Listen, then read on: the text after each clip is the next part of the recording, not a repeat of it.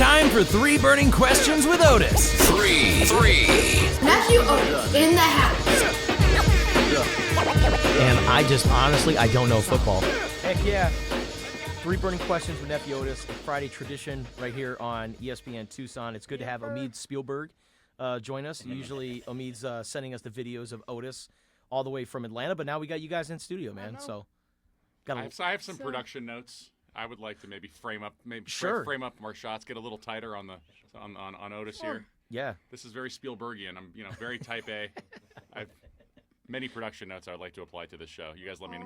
Maybe we have a little post show production meeting after Absolutely, this. man. Okay, Yeah.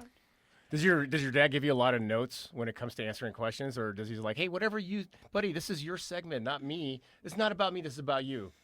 Well, we kind of just agree on something. We try to think of something, and usually that's just what comes to camera. You collaborate. Yes. Right. There's never a moment where he's just like, Otis, and it gets on you, and you're like, man, I'm starting to hate this segment so much. No? Okay.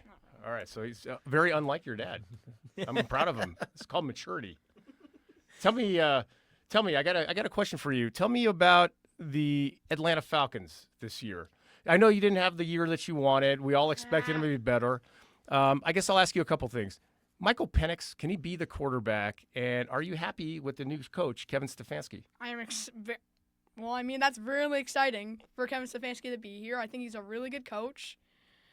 Michael Penix, we got to get him out of here. Give him Malik Willis. Yeah. Malik Willis over Michael Penix. Well, health is a big thing, and Michael Penix has not really been able to stay healthy. That's the thing. He's got like brittle bone syndrome. You like touch him and he breaks? Look, I mean, for all the people who think that he can be good, I respect that.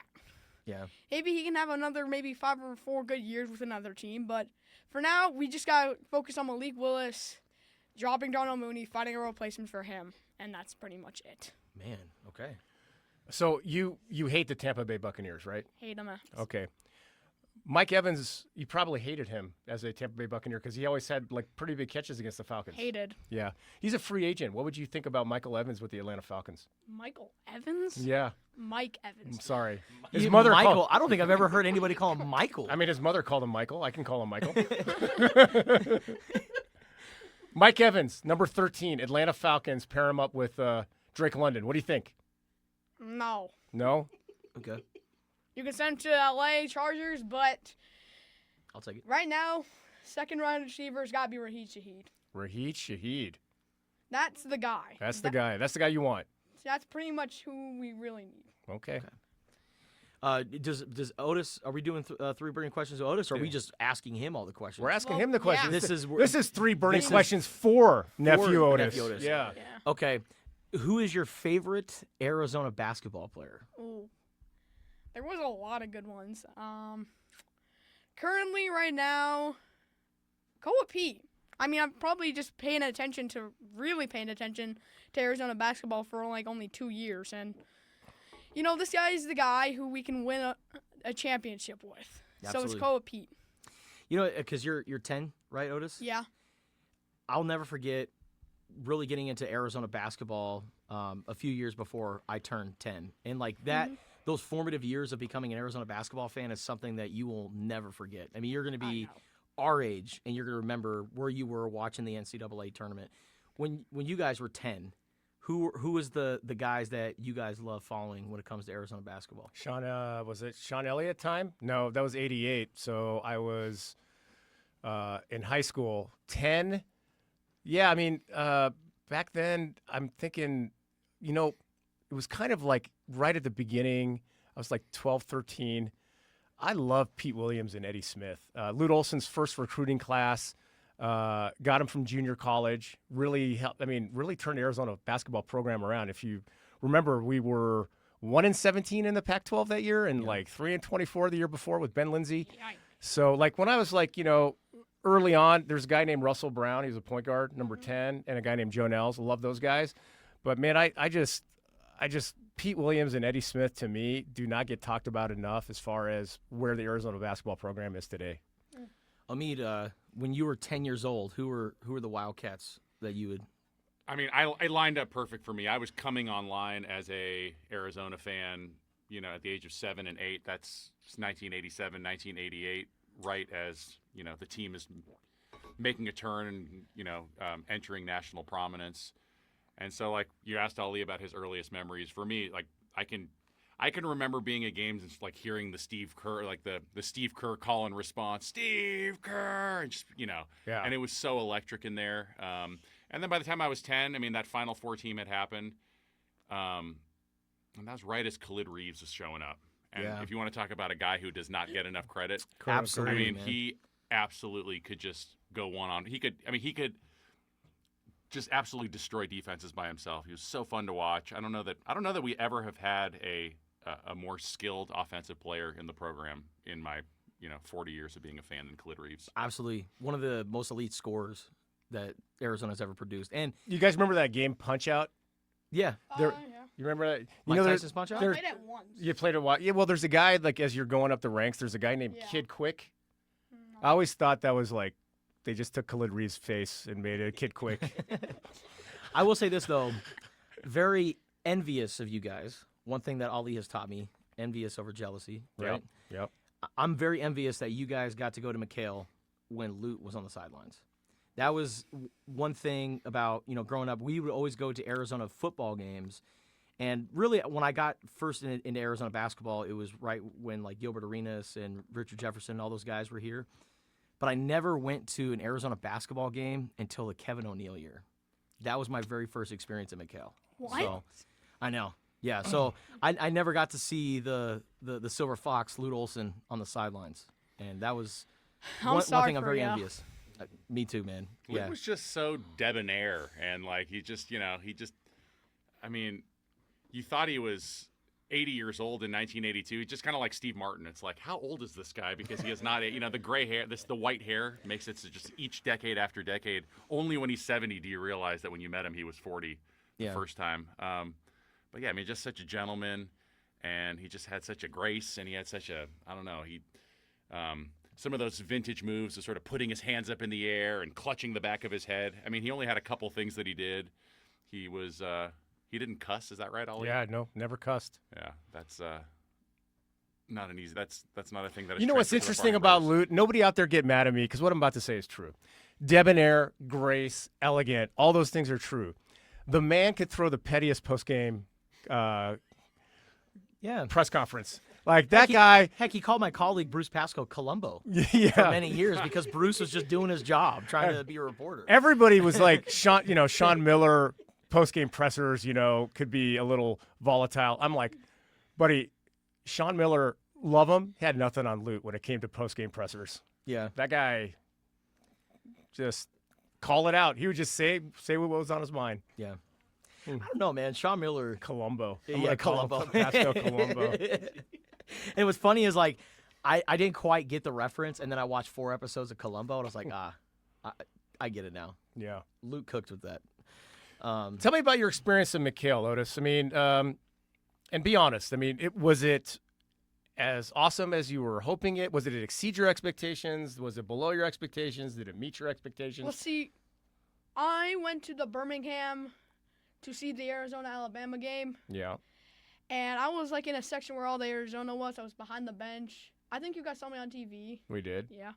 So then, when I was walking into the McHale Center, I was like, I hope this was like the same experience when I got in Birmingham because we were all crazy. We were like almost drunk. We were just going crazy. U of A. I can see now if you win an away game at Arizona and you're there, then it's pretty much a very exciting. But I was just hoping for that experience, and I think I got that. Heck yeah, man. And I think that's pretty much what I'm going to Could have been a little bit better, though, right? I mean, you were awesome. little You bit were better, a but- lot of people could take lessons from you. I literally did not even have to talk to you for the whole game. You were just cheering your True. butt off, right? Yeah, that's what I do all the time. You were amazing. I could use a little less cuss words around my section, but other than that, it was great. Well, I mean, we all cuss. Yeah. Yeah. All right, so I want to get your thoughts on this, Otis. So, do you know who the head coach of Arizona football is? I forgot his name. What is it? Brent Brennan. Oh, yeah. Okay, well, Brent Brennan, yesterday, he officially received a contract extension for 2 years. Arizona Board of Regents officially approved of his contract extension. Now he is under contract through 2030. Brennan will have a base salary of is it $3.8 million? He will have $4.7 million annual salary through the 2030 season. Wow. And then the coordinators, Danny Gonzalez and Seth Dagey, they will have $4.4 million apiece in base salary through the 2028 season. Next year, the offensive and defensive coordinator for Arizona will receive $1.1 million. That is their annual salary. So, Otis, I come up to you and I'm like, here's $1.1 million. What is the first thing that you buy? That's a lot of money. It's a boatload of money, literally. You can do anything you want with that. What are you gonna do? Ferrari? Let me think. I'm I'm buying myself a nice boat. nice boat. Heck yeah. Nice. Yeah, I gotta give you some advice early in this age, buddy. Have you ever been on a boat, by the way? No. No. Okay. Because my mom is so afraid. You're- Because she watched this documentary and some like thing of some cruise going wrong, and now she just hates them. so you have So one. she watched the Titanic. So you have $1.1 million, and the first thing you're gonna do is buy something, an object that scares the bejesus out of your mother. I like it. We did it. I like it. We did it. Boat, captain's hat, fingerless leather gloves. Put the whole thing into the boat, and just wave goodbye to mom. Bon voyage. This is how I spent my entire. I blew the whole. It's actually the $1 million didn't even cover the boat. It was just the down payment. You still owe $3 million on the boat. Well, pretty much. Yeah. Oh. Not even counting insurance and gas. I mean, it's the best way to become poor is buy a plane or a boat, buddy. I got good advice by somebody. Yeah. Let him have his boat. Yeah. We'll get you the boat. We got to get you a toy boat. Let's get started. Baby steps. Otis, let me ask you this: you've done 3 burning questions with Spears and Ali now for quite a while, and you've done an amazing job. I've actually been very impressed by you. Thank you. And you rewatch the segment. Yeah. What can we do better? I don't think. I mean, there's nothing you guys can't do. I don't think there's anything you can do better. That's just you're doing best you can, and I really like that. And I don't think that anybody can beat that. So we're Yeah, just Ali, thank you. so for Thank you, Otis. I don't Appreciate so you, for man. what we're capable of, we're doing the best we can with the limits of our talents. That's basically. And that's really good. It's okay. This That's the question is best, not for your actually. dad. I know he's chomping at the bit, but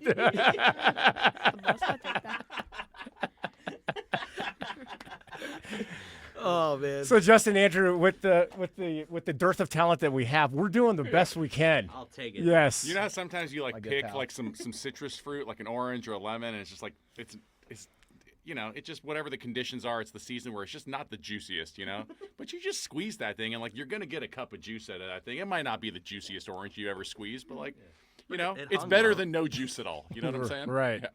That's what the Spears and Ali experience is. Some pulp, baby. Yeah. Spears and Ali on ESPN Tucson. You're gonna get some juice. Some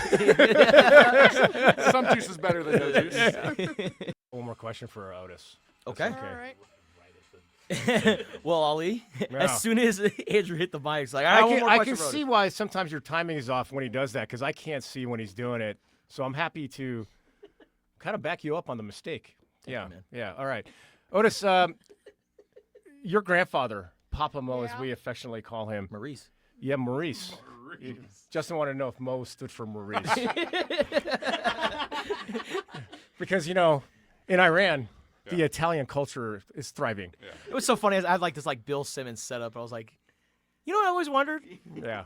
Is Mo short for Maurice? Anyways. Your grandfather, Papa Mo, other than Tommy Lloyd, Jack Murphy, maybe TJ Benson, no one grinds more tape rewatching Arizona basketball highlights than your grandfather. I know. Is there any team that after you watch the game that you go back and it's recorded and you want to rewatch it over and over and over again? Not really. No. No, not yet. Not yet? Okay, so you're not grinding tape yet. Not yet. Yeah. Do you know my nephew here plays in a basketball league and they live in a town called Decatur? Tell him what's coming up for you when you get back. What'd you make? What team did you make? So this is the 10 and under Georgia All-Star League, and I've been selected. Dude, congrats, man. My guy. Heck yeah. Yeah. So Hooper I'm telling in the far him. hang. I told him in the game. I'm like, I want you to watch everything Toby Awaka does and do it the same way. And that hype-up video is really cool when he screams at the end, huh? I know. Yeah. So I want you to think. You get on that court. I am Toby Awaka. Every rebound is yours. Every rebound is yours. You got that? Yeah. And you will set those screens. And look, if they run into you and they fall down, you know what? Be stronger. Be stronger. You set those screens hard. So we're the 10 and under Lakers. Yeah. And we're the 10 and under Lakers, and I was coaching them, and we had a great season. And Otis, man, he's in his maybe 4th season playing, and this was the year it all clicked for him. He's been working out, he's been running hills, and all of a sudden it clicked for him this year. He put up 10 points in a couple games. Heck yeah. And then at the end of the season, we got this email. It's maybe 10 teams, 100 kids, and they said, your child has been selected as one of the 10 kids in this league to represent Decatur in the state 10 and under tournament, which we're going to do next week. Not to make it about me, but they selected me as the coach of this all-star team as well. So we Omid got Spolstra. yeah. So we had our first couple practices these past few weeks, and man, it was pretty fun. It's all the best kids from all our opponents, all on one team. So we talked about the dream team. It's like, hey, all of you guys are used to scoring and having the ball. And now can we come together and can we find new roles? Can we find ways to distribute, ways to rebound, ways to play defense and become a team? So You got a good name. You got a good guy named Bryce, right? Yeah. A lot of pick and rolls with Bryce. Uh-huh. Oh yeah, He looks like a mini Magic Johnson. My dad even says that. he does. Look, that's high praise. Let me ask one burning question for Uncle Omid. Uncle Omid. Hey, Uncle Omid. So my brother, Good you nickname. may not know this, as he's progressed and matured through life, he actually started as the parent that just would watch and support his kid. He has then subsequently constructed a number of coups to take over the team and coach them. So can you talk about the strategy when it comes to, I don't like what's happening, I am going to devise a plan to engage a coup and take over this team. What is your strategy, Omid? it always starts with a good faith attempt to just be the parent on the sideline, enjoying the game with some hot coffee. Like all I want is for both my boys to, have a good experience. If I'm watching the first practice and I'm just feeling like there's a lack of enthusiasm, or, the coach, there was one time I think when Otis was 6 and the coach used the first 20 minutes of practice to play musical chairs. And I'm just like, what are we doing here? And so the strategy is You don't understand the musical chairs practice technique to get. It's like I appreciate it, Miyagi. Okay, like we're gonna wax on, wax off, and it all applies to karate defense. But why don't we just start by some basketball drills? Right. I don't think we need to be so cerebral here. So it does help the mid-range game. Musical chairs, I understand. I don't know. What do I know? So I'll walk onto the court and just offer hey, I see that you could use a little bit of help here. I'll just be an extra set of hands that can help organize kids and keep them engaged. And then I huddle them up and I start talking to them like the other coach kind of isn't there anymore. And then the other parents can start to, because listen, your job as a coach of a youth basketball team or youth sports, your job is just to make sure that they don't have such a bad time that they want to quit the following season. You want kids to want to come back and keep playing. And I take that responsibility very seriously. So when I see a coach who's like, dude, you're running a very boring practice. The kids are not engaged. They're not feeling the enthusiasm. You're not even introducing them to each other. So they're getting to know their teammates. These are pretty basic things. And man, it's a Saturday morning. I mean, it's a big commitment. So if they're not getting the experience that I feel they deserve, I'm going to step in. And again, it usually starts with hey, I'll be your assistant coach. And then after, 2 rounds of that, that person's I pretty much sidelined them. And this has happened. Dude, you're on literally 3 Pat separate Riley. occasions. Yeah. You were Pat Riley for 10U basketball. That's the kindest thing. That's the best thing anyone's ever said to me. Thank you. Yeah. What is that moment like where you come onto the court, you hand that cup of coffee and go, you can sit down, coach? Yeah. No, it's just listen, you and I are in this together. You're the head coach and I'm the assistant. By the way, coach. it's not head coach anymore. It's just Chip. So, Yeah. Chip, why don't you just sit down? Wow. Yeah. I agree with everything he just said. Sometimes you got to take over. I may have done that a couple of times myself. For football? For football, yeah. Wow. I went into football. Think about how long I've coached football. I went into football being like, I am going to let my son be coached by somebody else and just be the supportive parent. That lasted 2 practices. That led to a 15-year career of coaching youth and high school football. That's amazing. Nothing would delight me more than dropping him off at practice, and there's a guy there who's just prepared and enthusiastic and locked in, and so I'm waiting for that day to happen. And I would love to be the coach I would love to be the parent who just shuts my mouth and sits coffee on the sideline. It's but, over. Yeah. You know it's over, right? I You've mean, got as the I'm taste. saying, yeah. You've got the taste, baby. Yeah. You've got the taste. Now I'm doing what you said. You've predicted everything I would do, and now I'm like, this all-star team. Like, I owe them more sophisticated scheming. So now I'm like, making phone calls to friends who've recently coached, and I'm watching YouTube videos, and I'm thinking about, how much sophistication can we bring, and also keep it simple. And so you want to throws his clipboard down. I said, pass and screen away. It's a motion offense. Yeah. We're running a motion offense. Bigs on the wings, littles on the blocks, screen down, motion offense. The word motion is in offense. Yeah. For Otis, Everybody on the line. no, that was going to be my question. How many times has your dad said on the baseline in practice? I can't really remember many times. Okay. I hated running as a player, so I don't really make them run that much. But these kids are all so fit, and we get 1 practice a week, and so I'm just like, man, are we gonna? I mean, I grew up with these sort of Bobby Knight style coaches who just ran the dog what out of us for most of practice. But these kids are pretty fit, and we don't have much time. So if we're gonna work on a press break or work on an inbound play, you got to sort of get that into the first half of practice so you can play the second half of practice. Yeah. What I love to do is I love to get into the scrimmages with them. I love when an odd number of kids show up, and all of a sudden I'm just, LSU Ben Simmons running up the I'm not shooting at all. I'm just getting rebounds, and I'm just getting out on the break. He's running pick and roll. It's like that SNL skit with Peyton Manning when he's playing football with the kids. Oh, yeah. He's doing like a I love no-look that. pass that's hitting the kid in the face. He's like, eyes up! Eyes up! What's wrong with you? That was a perfect pass. Easy too. Get back on D. I know, that was so freaking funny. Yeah. All right. We're going to go to commercial break, but coming up here in just a second, we're going to be talking about all-time Arizona basketball lineups. Also, we're going to talk about the current state of U of A hoops as they get ready to take on Houston. What do you think about that game, Big fellas? game, Otis. Big game. I mean, if we can beat Houston, we're back in the conversation for number 1. Oh, for sure. I think that solidifies them being Are we out of the conversation?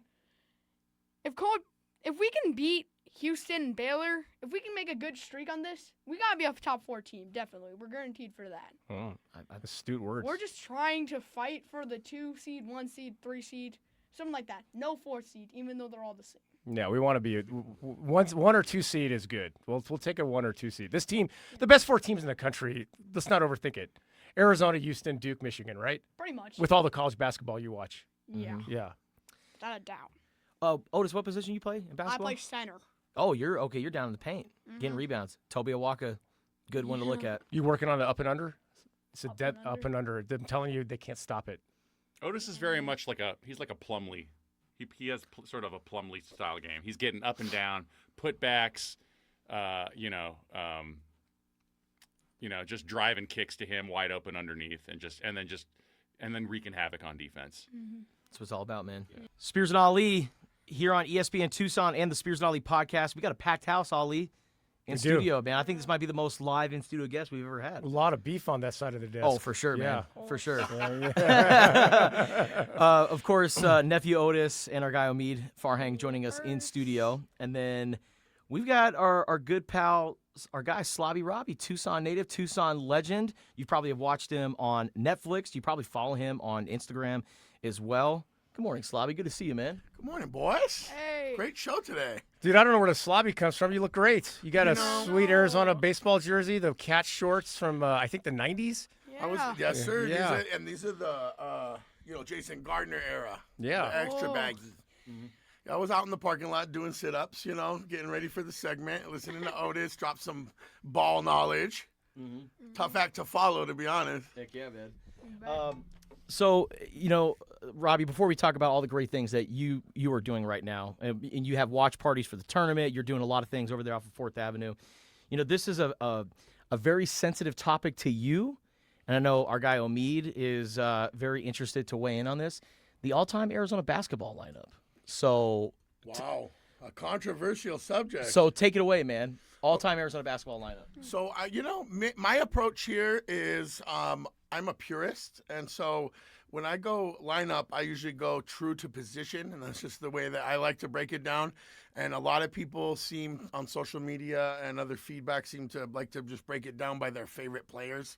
The 5 favorite U of A players, which is fine. But I'm talking about by position, not only college and Arizona career, but their entire career. Yep. This is my personal criteria. And I'll just break it down for you. I posted this on Instagram a couple weeks ago, and we had a lot of feedback, positive, negative, neutral, and a lot of interesting answers. Let's just start right at the top, right? So I go number 1. That's my point guard. We're point guard U. We have a lot to choose from. This is by far the hardest one for me, I believe. But I'm a big Jason. I thought guard U was up north at. That's guard U. Guard U, yeah. They wear the shirts. I thought that they were guard U. I think they had like James Harden. I mean, he didn't look too confident coming out in that guard U shirt, did he? No. Bobby Hurley looked like he had been biting his nails for 2 hours coming out with that shirt. I'm like, I kept calling all my friends going, what's this T-shirt? I told Justin to go wear a shirt that said Flacco next to him. Yeah. I think it's Can't Guard You. I believe is their official. I think that's their website. Is Can't Guard You. I interrupted you. So Jason Terry, a point, huh? I said Jason. I said the word Jason. Oh, but it is the Jason Terry, JT. Not only, of course, national champion. Of course, the socks, extremely iconic. I come from definitely a certain uniform perspective when it comes to the nostalgia too. But, just as a player and not only in college, but also in the NBA. And just the fact that he was able to span a couple different generations of players and staying the 4 years makes a huge difference for me as a fan, as a kid, as even analyzing it years later. I think the fact that he stayed 4 years and had such an impact and such a long impact makes him my number 1 point guard. Next, we go to shooting guard. A lot of people like to do 2 point guards when they do U of A because we have so many. But I'm going to go with Steve Kerr. And again, when I was Otis's age, I was there. In fact, my kindergarten teacher was dating Steve Kerr. He was real early on the Latina craze. So Miss Ortiz, shout out to Miss Ortiz. She would give us updates on Steve, weekly. And when he hurt his knee, she's like, we went to the movies and Steve's limping and he has a knee brace. So I was finding out, there was no internet back then. I found out Steve Kerr hurt his knee from my kindergarten teacher.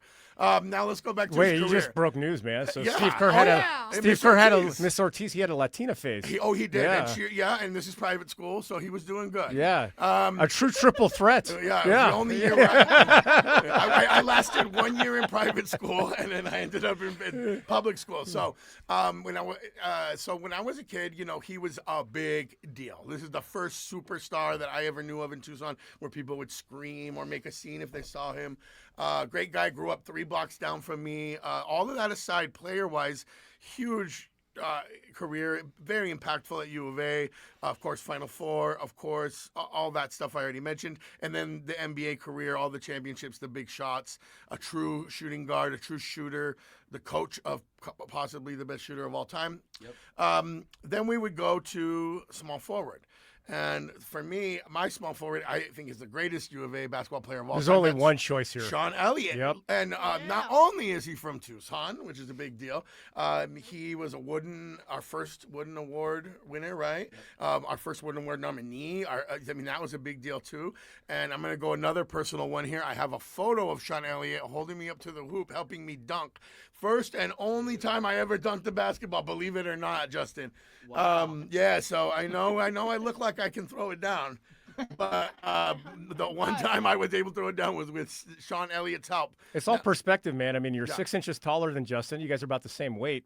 If I just look at you, I'd be like, oh, you're probably really tall and can dunk. It just depends on the perspective of where you're looking. Yeah, well, this is why I enjoy being with Justin. This is why I'm on this side of the mic, on this side of the studio. That's why I like traveling into Minnesota. Everybody calls you Slim. So my name's Slobby on text. When iPhone autocorrects it autocorrects it to Skinny. So I've been many times traveling, doing a show like this, and I'm like, hey, it's Skinny. I'm here in the lobby, and they're thinking like, who? Well, that's not the guy we ordered. So, Sean Elliott, let's be honest, the greatest U of A basketball player of all time for so many reasons. His pro career, coming back from the kidney transplant. I'm a big Spurs guy. I think a lot of U of A guys were going to the Spurs back then. So honestly, it was my NBA team over the Suns when I was a kid. So I loved Elliott on the Spurs. Loved the finals against the Knicks. He hit some huge shots. I would say, that's definitely number one. Then we're going to go to the big boys, which is harder. I think this is where a lot of people like to move Sean Elliott to power forward in their magic mind, but I was there. He wasn't a power forward. We had some big boys. We had the Brian Williams, Bison Dele's, and Sean Rooks of the world, but I want to go with Derek Williams, and it's rare that I pick someone who didn't go 4 years, but let's say impact-wise, he was huge, right? You got D-Dub at power forward or center? I do, power forward, yes. All right, I'm going from 1 to 5. So I have Derek Williams. That's my power forward. I mean, I think obviously even in the NBA he was more of a small forward, but for us he was a true, whatever. He was guarding the paint, but to me that's a power forward. Someone who's physical, block shots. He can really take it to the rack. Obviously the game against Duke.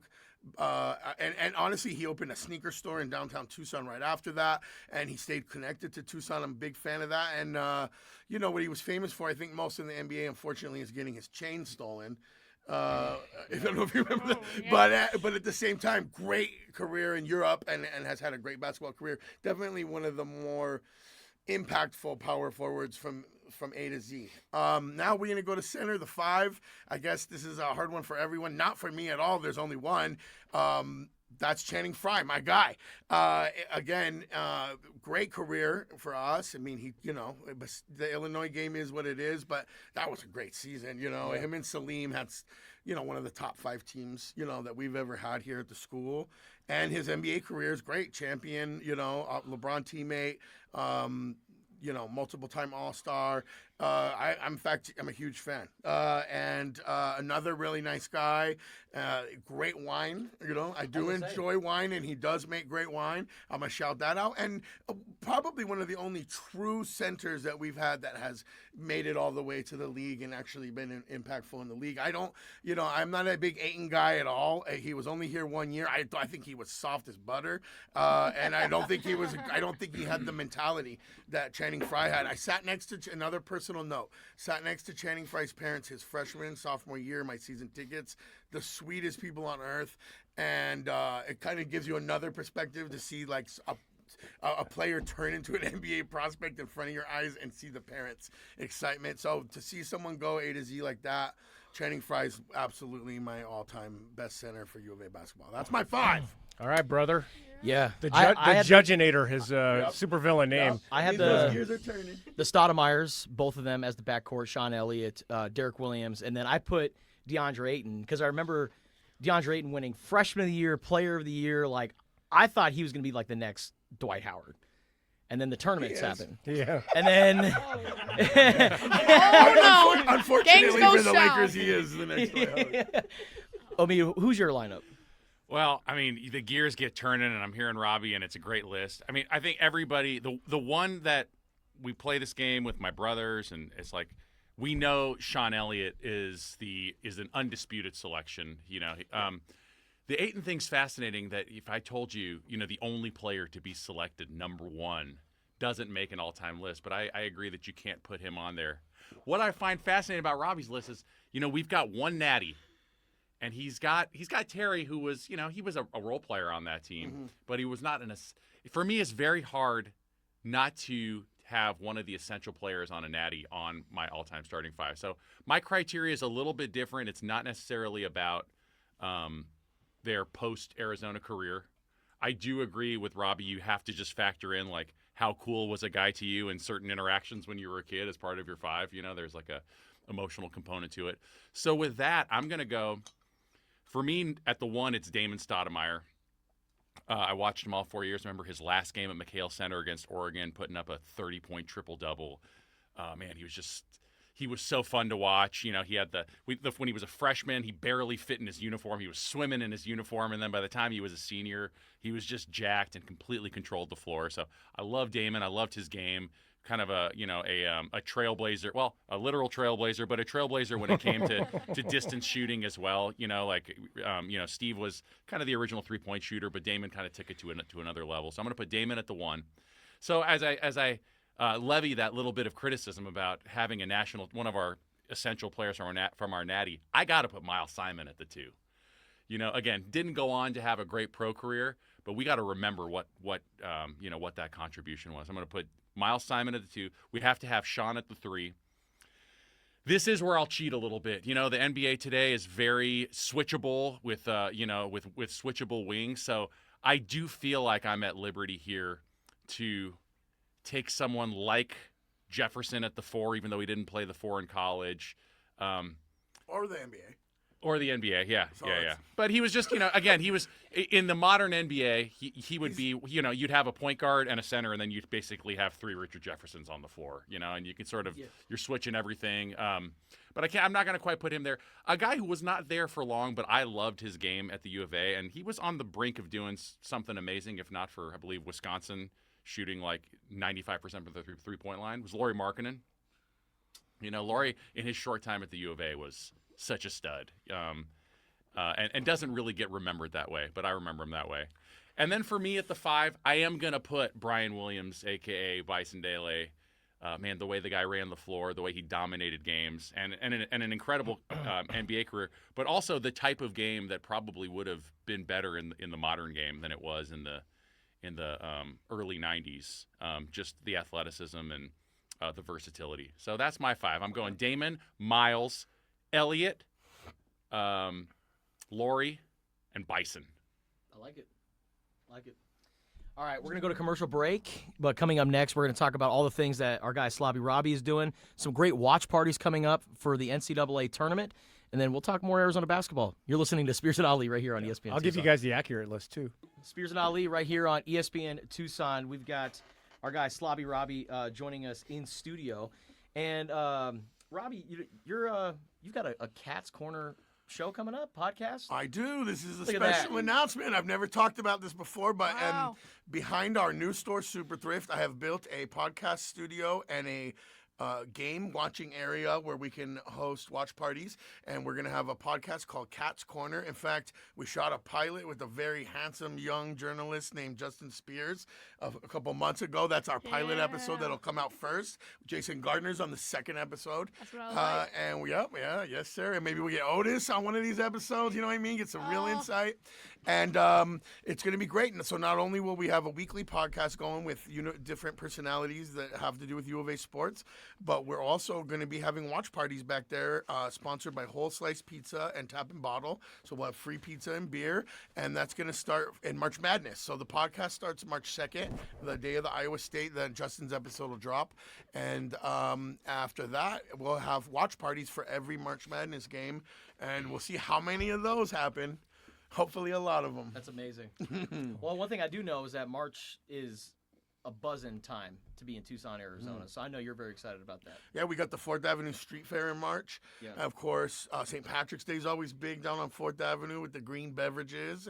So we'll be having parties during both of those times. We'll have a DJ during 4th Avenue Street Fair. I mean, gosh, March might be the busiest month of all down there. Tell us about Super Thrift. Yeah, so my famous vintage store Generation Cool has changed brands and changed names, and we are now Super Thrift, and we have a lot more thrift price items. We have actual bins to dig through, like as if you were at the Goodwill bins. We have $10 and $5 racks, so thrift price clothes, and then we have a bunch of super vendors around the outside that all have specialties. So I've been able to bring in a lot of friends of mine and make the selection more diverse and honestly just more expansive. More women's clothes, more sports, and a lot more of what you would have come to expect from Generation Cool. Just more of it and more personalities involved. And to me, the more the merrier. We're having a blast. We just opened February 1st, the reopening, and it's been pretty insane. It was more insane than when we opened the first time, which is hard to imagine. What is there ever been an Arizona something Arizona that's like, you know what? That's not going to make it in the bin. I'm going to Yep. keep it for your slobness. Yep. So Yeah. Cat's Corner is full of that kind of stuff. I've got light up scoreboard from '97. I've got a bunch of stuff from the locker room. I have the A that used to go above Sean Miller's office. I have historic stuff that came from the stadium's locker rooms. There's definitely been quite a few pieces of clothing that I've kept along the years for myself. Eugene Edgerson, game worn, my all-time favorite player. I like him big and tough, and he's my guy, and he's a customer of the shop. Big action figure collector. So, anyways, over the years, there's been a lot of stuff I wished I had kept that we sold, and then there was a lot of stuff that I did keep, and it's now all displayed in Cat's Corner. It's a sort of museum and homage to U of A sports, baseball too. My grandfather played baseball for U of A. My dad played baseball for U of A. So I have a big history with the baseball team, almost more than any other of the programs. So we're going to go deep on the 4 major sports on Cat's Corner for sure. You get anything that's really cool, Pittsburgh Steelers style, maybe put it aside and give us a text. Yeah, well, the thing about that is all the losers come by all those more often, so they sell out. Yeah. But Raiders stuff, I like to keep heavily stocked. Sure. Guys, That's stop my touching team. each other. That fight is broken out in the studio. Ali, let him go. Let go of his neck. Let go of his neck. I have something for. I got a Pittsburgh Steelers T-shirt with Ollie's name on it. I got something really cool. I mean, it's right it's akin to me to a Raiders fan, especially talking about the Steelers as losers, 6 Super Bowl champions. True. And you guys haven't been to the playoffs in 32 years. I know. But it's like I'm wearing a embarrassed. Guard U shirt for the Forkheads. I mean, that's like literally I know. how serious I As take it it. came out of my mouth, I was regretting it, and Yeah. your composure made me even more stressed about it. Let's go back to I'm a U of A football fan, There we so go. I didn't grow up an NFL fan. I was a Bo Jackson fan. That's how I got attracted to the Raiders. It was through Bo Jackson. So I was just saying that to troll. I'm not, you really can't hate on the Steelers, and I'm hoping for a new beginning for you guys. You know, guys got a good quarterback. tough. I like tough. Yeah, I like. my- Oh yeah, we're a mess. Oh no, we're a mess. Yeah, no, we're. My favorite thing about thrift stores is that you never know what throwback jerseys Right. you're gonna find. Is Yeah, there just what like team? is there just like a Wes Unseld Bullets jersey in the Oh, yeah. like what's the Big- weird weird jersey that's just waiting for someone to come get it right now? Big fan. Yeah. I have Chicago Wolves, which is a minor league hockey team, yeah. and it looks like the Blackhawks, but it has a wolf's head. It's really cool. So you start learning about minor leagues. We do Tucson Toros big. Where I come from, Tucson Toros is a big deal, and I have the Toros dugout sign. We have a bunch of Toros hats. One of Got the 15 seconds, fellas. Okay, one of those things you might want to come down right now. I got a Betty Boop, it's Pittsburgh Steelers shirt with your name on it. I So love it. I love it. Arizona, Houston, tomorrow. We'll be back on Monday to talk about it all. We appreciate you guys. That Make sure Ray you subscribe Caruth to the jersey's podcast. still not selling, huh? not like the Ray Lewis.